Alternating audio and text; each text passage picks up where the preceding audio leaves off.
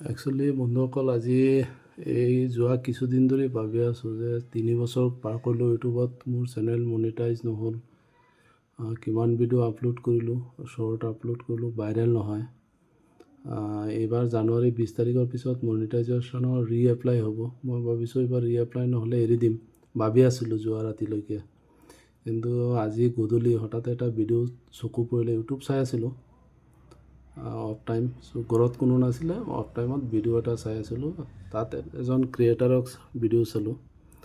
তেওঁ নিজে কৈ আছিলে, ক্ৰিয়েটাৰগৰাকী এগৰাকী বৃদ্ধ মহিলা, ভদ্ৰ মহিলা। তেওঁৰ বয়স 73 নে 76 প্ৰেজেণ্ট বৰ্তমান। তেওঁ কৈ আছিলে কেনেকৈ তেওঁ ইউটিউব জাৰ্ণি আৰম্ভ কৰিলে, কি কৰিলে, বৰ্তমান তেওঁৰ পৰিস্থিতি কি। তেওঁ ক'লে এটা বস্তু যে মই 60 বছৰ বয়সত ইউটিউব চেনেল আৰম্ভ কৰোঁ, যেতিয়া মোৰ বোৱাৰীয়ে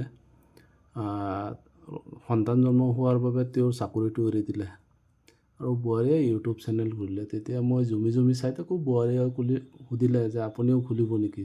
তেতিয়া মই ক'লোঁ মোক ইউটিউব চেনেল খুলি দিলে। মই প্ৰথম ভিডিঅ'টো বনালোঁ। ভিডিঅ'টো এনেকুৱা কুৎসিত, যেনেকুৱা মোৰ ভিডিঅ'বোৰ হয় জেনেৰেলি আপোনালোকে চাই থাকে নহয়, তেনেকুৱা ভিডিঅ' বনালে। লাহে লাহে গ্ৰ' কৰি প্ৰথম তেওঁ 6 মাহ পিছত তেওঁ চেনেল মনিটাইজ হৈ গ'ল। তাৰপিছত তেওঁ ফাৰ্ষ্ট পে'মেণ্ট বোলে 8,000 টকা পালে, 8,000 ৰুপিজ।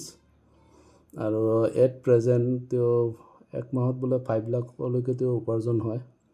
গতিকে মই ভিডিঅ'টো চালোঁ, ভাবিলোঁ মানুহজনীতো বয়সস্থ মানুহ, বৃদ্ধ এগৰাকীয়ে, যোনটো সময়ত মানুহে ৰিটায়াৰমেণ্ট লয়, সেইটো সময়ত তেওঁ জাৰ্ণি আৰম্ভ কৰিলে। তেওঁ যদি কৰিব পাৰিছে, মই কিয় নোৱাৰিম। মইতো ইমান বয়স হোৱা নাই। চ' ময়ো মনে মনে ভাবিলোঁ, মন থিৰাং কৰিলোঁ যে ময়ো ইউটিউব এইটো চেনেল বাদ নিদিওঁ। বেলেগৰ ভিডিঅ' কোনো ভিডিঅ' মোৰ চেনেলত আপলোড নকৰোঁ। মই অকল মোৰ ভিডিঅ' বনাম। হয়তো আজি নহয় কালি, এদিন নহয় এদিন চলিব। মন ধীৰ কৰি আগুৱাই যাওঁ, কি হয় চাওঁ। ৰাইজে যদি আঁকোৱালি লয় তেতিয়াহ'লে ভিডিঅ' বনাই থাকিম।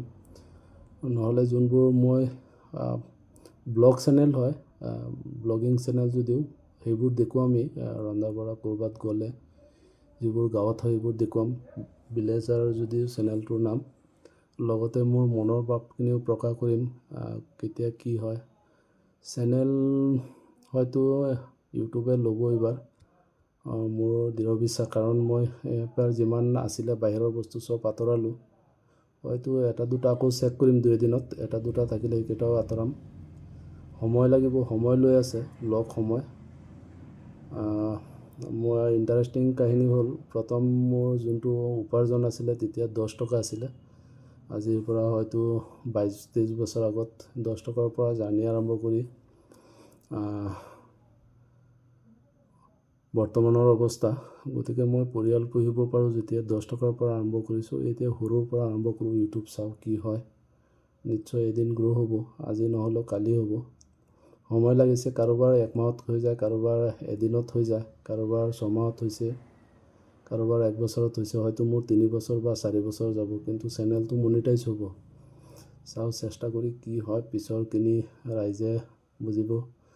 একচুৱেলি যোৱাকালিও এটা ভিডিঅ' দিছিলোঁ মই, তাত কৈছিলোঁ ইৰফান খানৰ কথা। ইৰফান পাঠান নহয়, খান, ফিল্ম এক্টৰ। তেওঁ যেনেকৈ কৈছিলে যে মই আছিলোঁ, মই আছোঁ আৰু মই থাকিম। একচুৱেলি এইটো ময়ো প্ৰযোজ্য কৰিব লাগিব মোৰ ক্ষেত্ৰত। আৰু ভাবোঁ ধীৰ স্থিৰে আগুৱাই গ'লে, লক্ষ্য স্থিৰ কৰি আগুৱাই গ'লে হয়তো এদিন সফল হ'ম, ছাকচেছ হ'ব মোৰ চেনেল।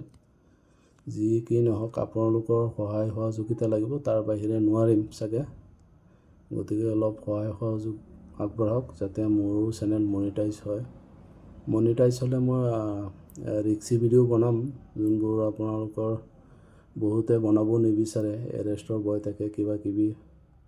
মই ৰিক্স উঠাম, কাৰণ মই জানো, আইনৰ সুৰংগাবোৰ জানো। চ' বনাম সেইবোৰ, আগতে মনিটাইজ হৈ লওক। বাই।